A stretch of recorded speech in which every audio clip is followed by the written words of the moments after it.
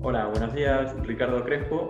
Estás en la otra punta del planeta, aunque para ti yo estoy en la otra punta del planeta. Bueno, te conozco desde hace muchos años. Muchísimas gracias por ofrecerme tu tiempo para este pequeño experimento y poder disfrutar un poco de las cosas que tú también conoces y hace tanto tiempo. Primero, te podrías presentar, que yo sí sé quién eres, pero quienes vienen a este video tal vez no. Bueno, muchas gracias, Mario.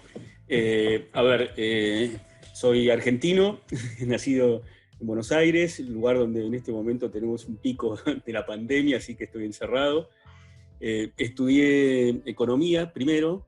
Eh, Mi padre era economista y justo cuando estaba por empezar la carrera de economía, me vinieron inquietudes filosóficas y le dije a mi padre, bueno, mirá, yo en realidad quisiera estudiar filosofía. Me dijo, estás loco. No, ¿quién te va a mantener si estudias? Bueno, podés estudiar filosofía con la condición de que estudies también economía. Entonces estudié economía y bueno, y una vez que acabé la carrera de economía, porque siempre había tenido la inquietud filosófica de saber qué era eso de la economía, estudié filosofía. Y bueno, y una vez que acabé la segunda carrera, comencé con la vida académica, desde el cargo más bajo de ayudante alumno hasta finalmente, con el paso de los años, bueno, tanto la docencia, soy profesor titular de filosofía de la economía, y la investigación. En Argentina hay una institución que se llama el CONICET, que es el Consejo Nacional de Investigaciones Científicas y Técnicas, que reúne a los investigadores, y bueno, también pertenezco a esta institución. Hice el Y, doctorado en filosofía en mi universidad madre, donde estudié filosofía, que es la Universidad Nacional de Cuyo, en Mendoza, al pie de la cordillera de los Andes, e hice el doctorado en economía en la Universidad de Ámsterdam, en Holanda. Bueno, pienso que con esto ya estoy presentado, ¿no? Mario, sí, ¿querés que agregue perfecto. algo? Y simplemente que ahora tal vez con la interdisciplinaridad y con estas cosas tipo philosophy, politics, economics, los crossroads, el ir de una disciplina a otra es más común, pero en tus años serías de los primeros que estaban ahí metiéndose entre, teniendo el background de filosofía con economía y teniendo de economía meterte en el mundo de la filosofía. ¿Había más gente que estuviera Sí, haciendo eso? mira, es curioso, pero lo económico es algo importantísimo en la vida de las personas y naturalmente la filosofía debería ocuparse de eso. Bueno, de hecho, Platón tiene sus comentarios acerca de lo económico, también Aristóteles, pero después hay como un gran vacío. Sí, Un así como con vacío, la política siempre hubo, ¿no? Una relación entre filosofía y política, ¿no? La filosofía política, la filosofía social. claro, filosofía Una conexión social, filosofía claro, política, filosofía del derecho, tal cual. son disciplinas muy antiguas. Sin embargo, la filosofía de la economía recién surge fuertemente, yo te diría, en el siglo XX y muy adelantado el siglo XX. Es decir, son gente parecida a mí, en el sentido de que son filósofos que tenían algún interés económico o economistas que tenían algún interés filosófico, que ante las crisis económicas y las crisis de la ciencia económica, que muchas veces no se explicaba por qué pasaban las cosas que pasaban, dicen, no, acá tenemos que pensar las cosas más a fondo, porque acá está fallando algo.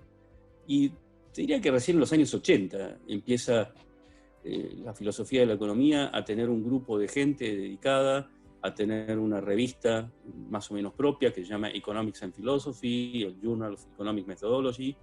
Se crea una International Network Economic, Economic Method, que empieza a hacer sus congresos bianuales y bueno, se fue estableciendo. Ahora, es poca la gente todavía que está ocupada de esto. Y en realidad la materia que yo tengo en la Universidad Nacional de Cuyo es un seminario de filosofía de la economía que existe porque existo yo. Si no, no existiría. Es decir, es una materia que está en una de las orientaciones de la licenciatura en filosofía, que es la orientación filosofía práctica, y que, bueno, aprovechando que estaba y que soy así medio anfibio, eh, se generó la materia, pero si no, ni hubiera existido. Y de hecho, en Argentina no hay ninguna otra cátedra de filosofía de la economía, en ninguna universidad. No sé allí en España, pero después en el resto del mundo hay algunas universidades en Holanda, en Inglaterra, algo en Estados Unidos, algo en Francia, en general conectado con la historia del pensamiento económico, pero no es una disciplina muy importante. Filósofos que se hayan preocupado por lo económico, bueno, Adam Smith, para empezar. Claro. Porque Adam Smith, el que se dice que es el fundador de la economía, de algún modo lo es, era filósofo en realidad, era profesor de filosofía moral en la Universidad de Glasgow. Y después otro importante es Marx. Para Marx, que también es filósofo, un filósofo, como quizás saben, bien materialista, su tesis sobre Demócrito. Bueno, para él, obviamente, siendo materialista, lo económico era muy importante, y escribe El Capital, ¿no? Es decir, que es otro filósofo que se ocupó de lo económico. Y después,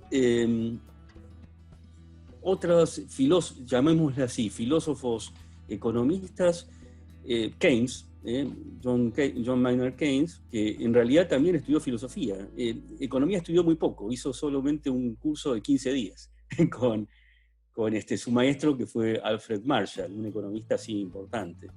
Y después los de la escuela austríaca, Menger, Hayek, Mises, no sé, quizás estoy nombrando personas que a tu público no le suena demasiado, pero me gusta nombrarlos porque dentro de la filosofía de la economía son los nombres que vale la pena tener en cuenta. Y para un economista es importante también tener en cuenta estos nombres. Otro que me salteé es John Stuart Mill. Mill es un filósofo inglés del siglo XIX, que su padre también era filósofo, pero que se ocupó de todos los temas del conocimiento humano. Es impresionante.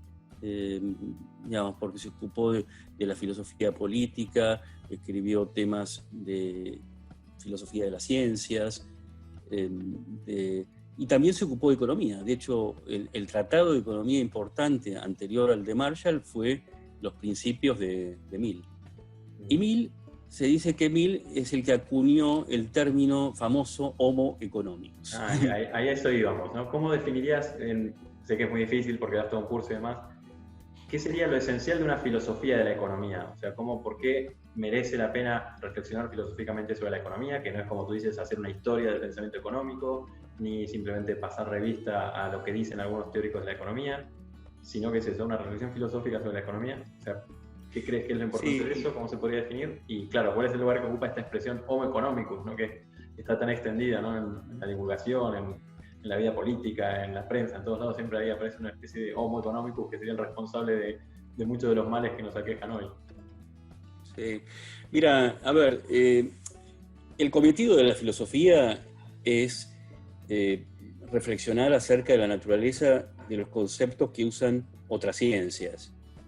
El economista, por ejemplo, no sabe lo que es la economía, tampoco sabe lo que es la ciencia económica, tampoco sabe qué es el dinero, pero sin embargo calcula la inflación, calcula la tasa de interés, calcula la emisión monetaria, trata de prever si van a aumentar o no los precios, pero nunca se preguntó acerca de qué es el dinero, ¿no? Esa es la tarea del filósofo, y es relevante para el economista, porque, por ejemplo, tenemos el Bitcoin. El Bitcoin, o los dineros, los llamados dineros digitales, ¿son verdaderamente dineros? Entonces, es importante saberlo. ¿Por qué? Porque entonces uno va a saber si el Banco Central tendría que meterse con el Bitcoin o no, cosa que se está discutiendo en todo el mundo en este momento. Los bancos centrales están pensando, pero no se han planteado si el Bitcoin es dinero. Y si resulta que el Bitcoin es dinero, ¿para qué se van a meter? Bueno, en referencia a lo que decías recién sobre el Homo economicus, fíjate, la economía estándar toma la idea de que la economía tiene que ocuparse solamente de un aspecto del comportamiento humano, que es la acción instrumental maximizadora, la racionalidad que busca siempre, no diría optimizar, sino maximizar. La palabra optimizar hace referencia más bien a algo cualitativo. Maximizar, que es algo cuantitativo. Maximizar la utilidad, que es un concepto bastante abstracto, pero que cuando se baja a la realidad, la única manera de medirlo es a través del dinero. Es decir, cómo maximizo la utilidad y maximizando mis ganancias. En el caso de la empresa, maximizando mis ingresos. En el caso de los consumidores individuales, maximizar con los recursos que tengo, tratar de comprar lo más posible o tratar de ganar lo más posible. Ahora bien, eso es el Homo economicus, que es definido por Mill, por John Stuart Mill. Ahora bien, el mismo Mill dice, bueno, esto es en realidad una abstracción. Ningún economista sensato puede pensar que en la realidad las cosas se dan de este modo, porque las intencionalidades del hombre son variadas, los motivos por los cuales la persona actúa son muchos. La persona que va al supermercado no hace un cálculo de maximización de la utilidad, y de golpe iba con una idea de comprar una serie de cosas que necesitaba, pero en la góndola ve algo que la atrae y cambia de opinión. Es decir, que no se guía el hombre solamente por un cálculo de maximización de la utilidad. Y esto se ha visto, se ha puesto de manifiesto recién por los años 80, cuando empezó a haber una crítica fuerte a la falta de comprobación empírica de las teorías económicas. Cuando se empiezan a hacer comprobaciones empíricas y se empiezan a hacer experimentos, lo que se llama la economía experimental, que surge fuerte con un premio Nobel que se llama Vernon Smith, sí. Y aparece también otra nueva rama de la economía, que es la economía comportamental, Behavioral Economics, también a través de otro premio Nobel que se llama Daniel Kahneman. Que es psicólogo, paradójicamente. Que además es psicólogo, ¿sí? Se empiezan a hacer experimentos y resulta que comprueban que el hombre no se comporta como dicen los economistas. Es decir, que esa racionalidad instrumental maximizadora es una abstracción que no es real. Aparecen elementos sociológicos, aparecen elementos psicológicos, aparecen elementos o motivaciones éticas, aparecen cuestiones tradicionales de simplemente inercia o convenciones, y entonces es interesante porque empiezan a aparecer como nuevas corrientes económicas, como el nuevo institucionalismo, behavioral, que lo acabo de mencionar.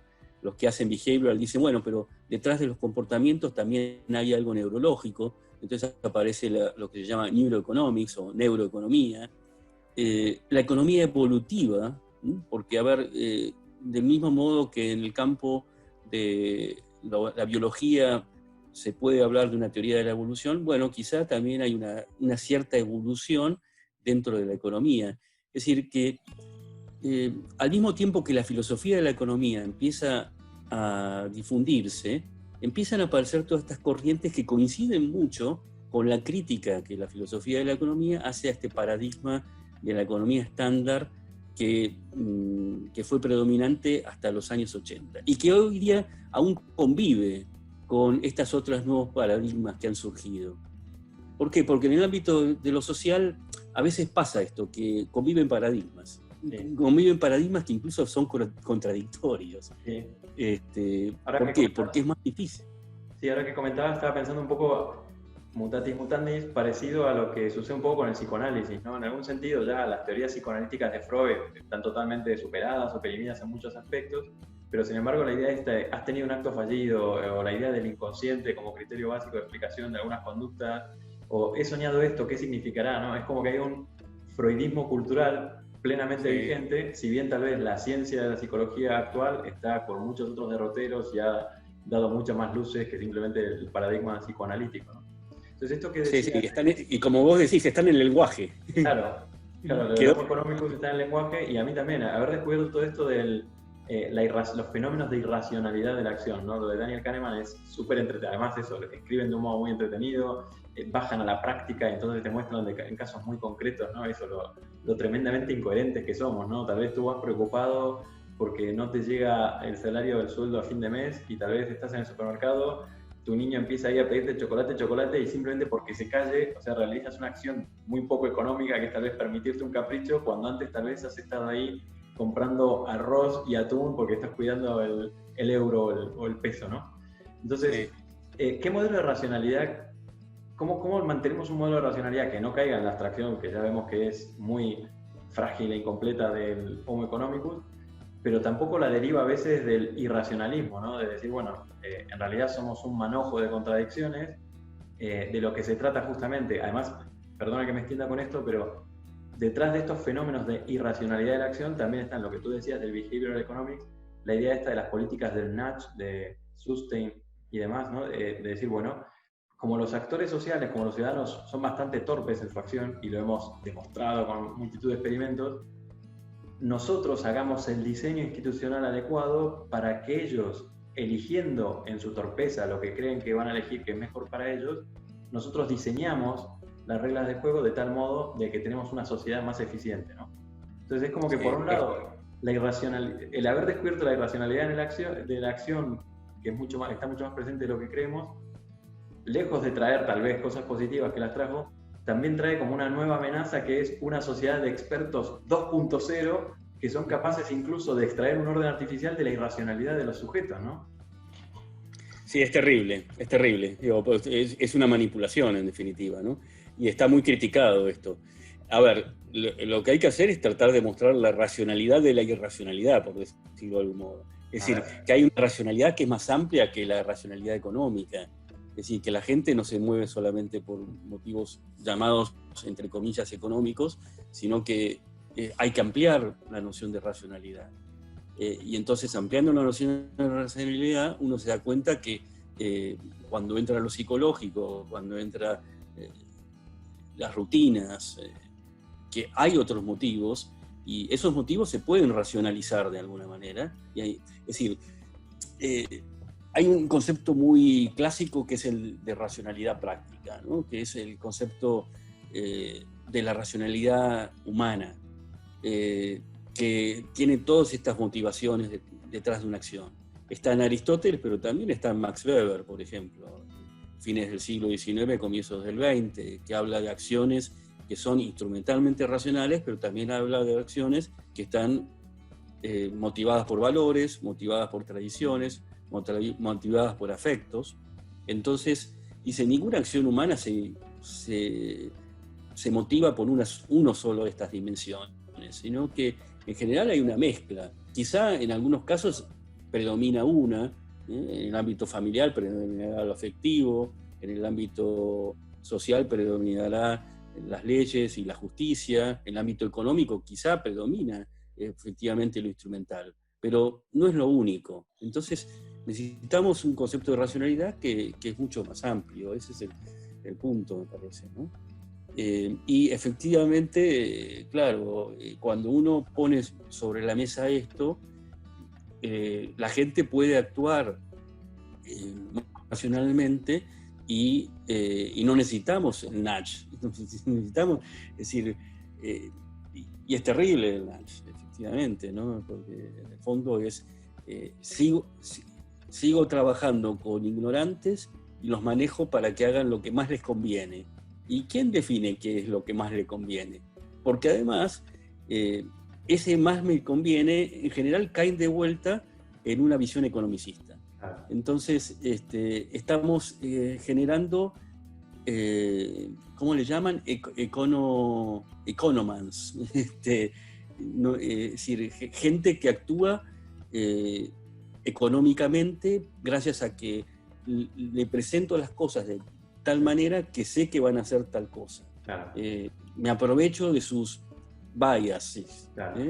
Un ejemplo para el que esté, hay miles de todo tipo, ¿no? Pero por ejemplo, uno que han hecho, que fue muy exitoso en Inglaterra y demás, es con las políticas de ahorro o incluso con la idea esta de donación de órganos, cambiar el orden, ¿no? O sea, si lo típico que te dicen, bueno, si tú quieres ser donante, firma este papel. Entonces, claro, conseguir que la gente firme, o si tú quieres ahorrar el 20% o el 30% de tu salario, firma este papel. En cambio, si das vuelta a la opción y dices, mira, por defecto, por default, tú vas a ser ahorrador del 30% y vas a ser donante de órganos. Y si no quieres serlo, firma este papel. Entonces, como somos más perezosos para ser proactivos respecto de una firma, con solo ese cambio se consiguió de golpe que la ciudadanía británica fuera más solidaria en el tema de donación de órganos, o que otra sociedad fuera más austera en la cultura del ahorro. Y es eso, manipular las decisiones de tal, el abanico de opciones de los agentes, tratando de ver por dónde les aprieta el zapato para obtener nosotros lo que queremos de la suma agregada de las decisiones. Exactamente. Vos sabés que te voy a contar algo personal, que quizá no es políticamente correcto. Yo no quiero donar órganos, ¿por qué? Porque no le tengo confianza a la medicina nuestra. Claro. Entonces, claro, en el documento, por default, sos donante. En Argentina también ahora. Tienes que ir al correo y mandar una carta documento al INCUCAI, que es la entidad que se dedica a distribuir los órganos donados. Y bueno, lo hice. Y la chica que me atendió en el correo me puso una cara como diciendo, usted es una mala persona. Un egoísta que no quiere donar órganos. Dije, mire, yo hago lo que quiero, soy libre, ¿no? Pero bueno, fue una cosa violenta tener que renunciar a donar. Claro. Yo no sabía que en Argentina también ya... cómo se expanden estas cosas, ¿no? Lo rápido que se expanden estas cosas, ¿no? El cambiar así las reglas. Hola. Es notable. Y bueno, tampoco me quiero extender mucho, pero ¿qué has escrito un montón? Ya que te has puesto en plan más íntimo. ¿Cuál es el libro de los que hayas escrito de los que estés particularmente orgulloso, ¿no? O sea, hay unos muy técnicos. Yo, por ejemplo, últimamente estaba mirando el de uno que tienes... Economics and Other Disciplines, publicado por Routledge, y que es un libro muy, muy trabajado, y donde pasa revista a la relación entre economía y vas haciendo esto que un poco estabas mencionando ahora, ¿no? Hablar del happiness economics, que también es toda otra línea, ¿no? La economía de la felicidad, la economía institucional, la aproximación de las capabilities, que es algo en lo que también eres un crack, y bueno, la economía civil y demás, ¿no? Pero, ¿qué libro tal vez una persona que le interese estos temas diga, bueno, a ver, quiero seguir explorando? Un libro que recomiendes y uno del que estés particularmente orgulloso de los que tú hayas escrito. A ver, el que estaba mostrando recién es el último que he publicado. Salió hace unos meses. De hecho, me llegaron nada más que 2 ejemplares porque se ve que en la pandemia el correo no funciona muy bien.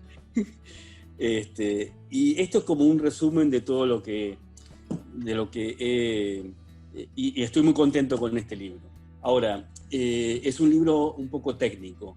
Si yo quisiera recomendar un libro más accesible, en la colección de iniciación filosófica de UNSA, tengo escrito un libro que se llama Filosofía de la Economía. Es un libro que escribí hace 8 años, más o menos. Sí, creo que es del 2012, que hoy día tendría que hacerle algunos ajustes, pero que, no sé, en algún momento, si Dios quiere, habrá una segunda edición, depende mucho de la editorial eso. Los ajustes son por las cosas nuevas que han ido surgiendo entre exactamente. la actualidad, no por errores y erratas y eso. Sí, por las cosas nuevas que van apareciendo, sí. Sí, me gustaría incluir allí gran parte que está solamente mencionado y rápidamente, todo lo que te he contado acerca de estas nuevas corrientes. ¿De qué, perdón? Criptomonedas. Sí. Pues ese sería el tema, ¿no? El tema de...